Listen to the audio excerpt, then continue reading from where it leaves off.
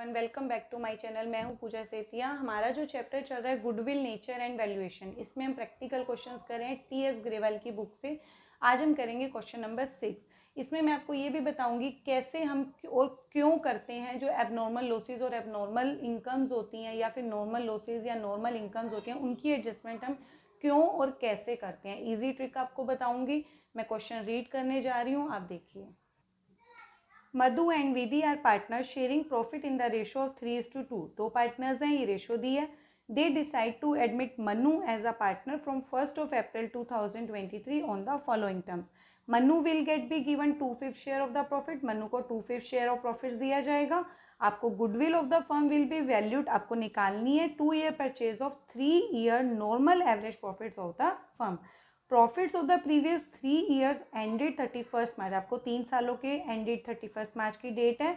आपको प्रॉफिट्स दिए हुए हैं, प्रॉफिट्स 30,000। इसके अंदर जो एडजस्टमेंट है वो after debiting loss of stock by fire 40,000। आपको 22 का लॉस दिया है और इसके अंदर भी एडजस्टमेंट दिया है, ये मैं अभी बोर्ड पे नोट डाउन करूंगी। 21 प्रॉफिट्स दिए 1,10,000 का, इसके अंदर गेन इंक्लूड है। आपको नीचे बोला है calculate the value of goodwill. अब हमें इस क्वेश्चन में देखो गुडविल की वैल्यूएशन करनी है सिंपल, मतलब नॉर्मल एवरेज प्रॉफिट के अकॉर्डिंग। जो हमारा इसमें स्टेप 1, हमें टोटल 3 स्टेप्स फॉलो करने होते हैं नॉर्मल एवरेज प्रॉफिट मेथड में। सबसे पहले स्टेप 1 में आपको क्या निकालना है, नॉर्मल प्रॉफिट्स कैलकुलेट करने होते हैं। क्या करना होता है, नॉर्मल प्रॉफिट्स। इसके अंदर आपको क्या करना होता है, माइनस या फिर प्लस। आपको माइनस या प्लस हमें क्या करने होते हैं, एबनॉर्मल लॉसेस और एबनॉर्मल गेन्स की एडजस्टमेंट करनी होती है। अब मैं आपको एक चीज़ बताती हूँ, देखो जब भी कोई पहले मैं आपको ये नोट डाउन कर लो, अगर कोई एबनॉर्मल लॉस होता है तो वो क्या हो जाता है, प्लस हो जाता है। क्यों? क्योंकि हमें नॉर्मल लॉसेस को माइनस करना चाहिए, एबनॉर्मल लॉसेस को नहीं करना चाहिए। एबनॉर्मल लॉसेस और एबनॉर्मल इनकम्स वो होती हैं जिनकी हमें एक्सपेक्टेशन नहीं होती हैं, जो अचानक से हो जाते हैं। तो वो तो हमारा रेगुलर नॉर्मल प्रॉफिट्स नहीं हुआ ना। अब एबनॉर्मल लॉसेस कौन से होते हैं, जैसे आग लग जाना या फिर एक्सीडेंट हो जाना या फिर चोरी हो जाना, ये वाले जैसे जो हमारे गुड्स का लॉस होता है उनको अब एबनॉर्मल लॉसेस बोलते हो। अगर आप उनको माइनस कर चुके हो, मतलब उसको चार्जिंग कर चुके हो अपने प्रॉफिट्स में से, तो उसको वापस क्या कर दोगे, ऐड कर दोगे, ताकि हमारा बैलेंस इक्वल हो जाए। जैसे अगर आपने 25,000 किसी में से माइनस कर चुके हो, तो उसको अगर आप वापस 25 कर दोगे तो वो बराबर हो जाएगा ना। तो इसीलिए एबनॉर्मल लॉस को हम क्या कर देते हैं, प्लस कर देते हैं। बट अगर आपने कोई नॉर्मल एक्सपेंसेस है, जो आपने अभी नहीं चार्ज किया है, नॉर्मल एक्सपेंसेस या फिर नॉर्मल लॉस है, तो उसको आप क्या करोगे, माइनस करोगे। क्लियर हो गया। ऐसे ही सेम इसी का अपोजिट एबनॉर्मल इनकम को आप क्या करोगे, एबनॉर्मल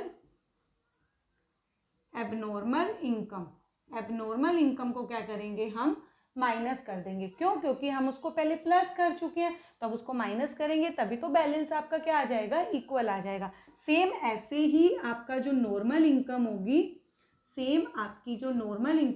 अगर आपने उसको इंक्लूड नहीं किया है तो उसको आप क्या कर दोगे, प्लस कर दोगे। क्लियर हो गया। तो ये चीज़ें आपको नोट डाउन करनी है, इसी के ऊपर ये एडजस्टमेंट्स करनी है। अब देखो कौन से ईयर में, 2023 आपको दिया ही हुआ है।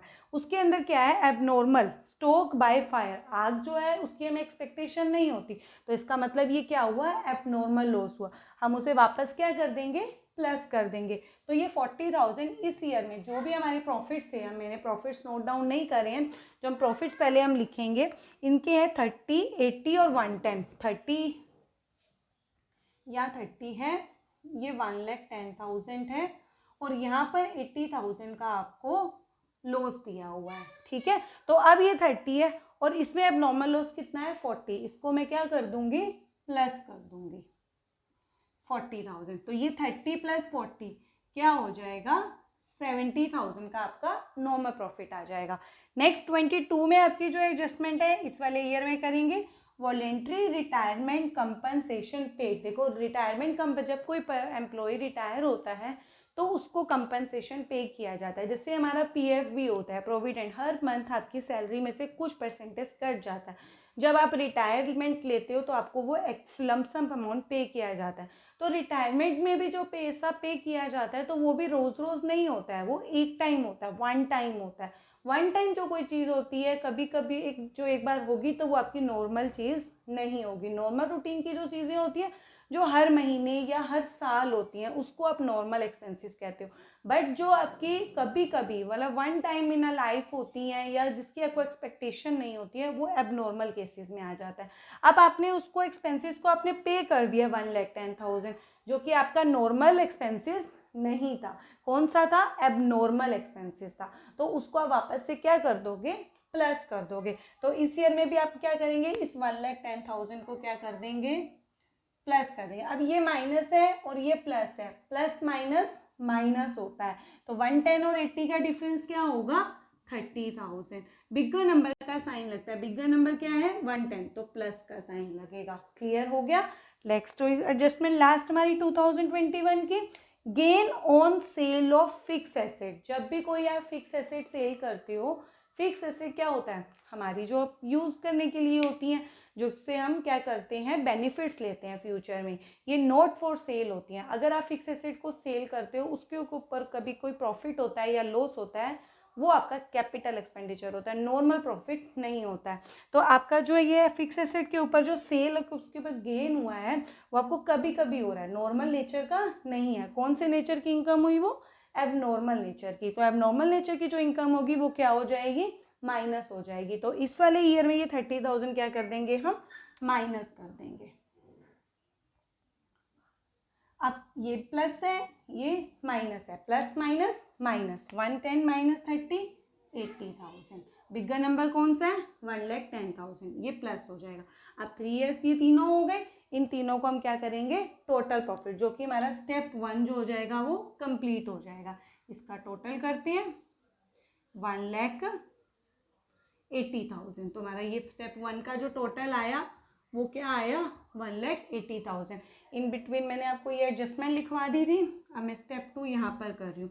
स्टेप 2 क्या होता है हमारा? एवरेज प्रॉफिट कैलकुलेट करना। एवरेज प्रॉफिट का फॉर्मूला क्या होता है? जो आपके टोटल नॉर्मल प्रॉफिट्स आए, total normal profits divide by number of years. Total normal profits कितने आए हमारे? 1,80,000। तो आप क्या लिखेंगे यहाँ पर? 1,80,000 divide by number of years. कितने ईयर्स के प्रॉफिट्स हैं? 1, 2, 3। तो किससे डिवाइड कर देंगे? 3 से। तो ये क्या आ गया? 60,000 आपका एवरेज प्रॉफिट आ गया। ये हमारा स्टेप 2 था। अब स्टेप 3 में हमें जो चीज़ निकालनी है, क्या निकालनी है? गुडविल। गुडविल गुडविल का फॉर्मूला क्या होगा? Average profit multiply number of year purchase. Number of year purchase आपको इसमें 2 ईयर परचेज बोला था जब हमने गुडविल निकालने के लिए क्वेश्चन रीड किया था। तो 60,000 इंटू 2, तो 1,20,000 इसका क्या आया? ये वाला आंसर आया, जो कि आपको गुडविल का अमाउंट कैलकुलेट करना था। तो गुडविल आपको 60,000 इंटू 2, 1,20,000।